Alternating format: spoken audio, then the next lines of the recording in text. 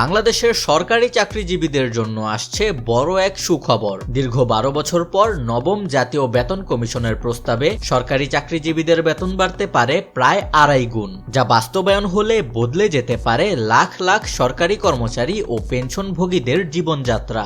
নবম জাতীয় বেতন কমিশনের সুপারিশ অনুযায়ী বর্তমান সর্বনিম্ন মূল বেতন ৮,২৫০ টাকা থেকে বাড়িয়ে ২০,০০০ টাকা করার আর সর্বোচ্চ বেতন ৭৮,০০০ টাকা থেকে বাড়িয়ে ১,৬০,০০০ টাকা করার সুপারিশ করা হয়েছে। এতে সরকারি কর্মকর্তা কর্মচারীদের বেতন ১০০ থেকে ১৪৭% পর্যন্ত বাড়তে পারে। শুধু বেতনই নয়, পেনশন, চিকিৎসা ও অন্যান্য ভাতাও প্রায় একই হারে বাড়ানোর প্রস্তাব রয়েছে। প্রস্তাবনায় আরো বলা হয়েছে, বাংলা নববর্ষ ভাতা বর্তমান ২০% থেকে বাড়িয়ে ৫০% করার সুপারিশ এসেছে। পরিবহন ভাতাও সম্প্রসারণ করে ১০ম থেকে ২০তম গ্রেড পর্যন্ত অন্তর্ভুক্ত করার প্রস্তাব দেওয়া হয়েছে। নতুন কাঠামো অনুযায়ী ২০তম গ্রেডের একজন কর্মচারীর বর্তমান মোট বেতন ভাতা যেখানে প্রায় ১৬,৯৫০ টাকা, নতুন স্কেলে তা বেড়ে হতে পারে প্রায় ৪১,৯০০ টাকা। পেনশনভোগীদের জন্য এসেছে বড় পরিবর্তনের প্রস্তাব। মাসে ২০,০০০ টাকার কম পেনশন পাওয়া ব্যক্তিদের জন্য পেনশন প্রায় ১০০% পর্যন্ত বাড়ানোর সুপারিশ করা হয়েছে।